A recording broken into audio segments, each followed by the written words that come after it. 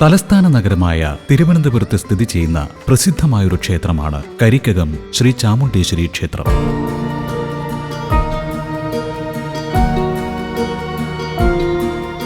മുഖ്യപ്രതിഷ്ഠയായ ആദിപരാശക്തിയുടെ കാളീഭാവമായ ചാമുണ്ഡേശ്വരി ഇവിടെ 3 ഭാവങ്ങളിൽ ആരാധിക്കപ്പെടുന്നു.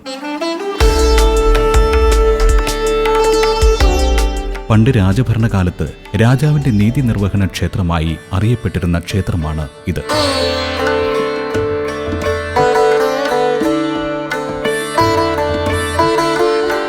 ചുവന്ന പൂക്കൾ കൊണ്ടുള്ള രക്തപുഷ്പാഞ്ജലിയാണ് കരിക്കകം ക്ഷേത്രത്തിലെ പ്രധാന വഴിപാട്.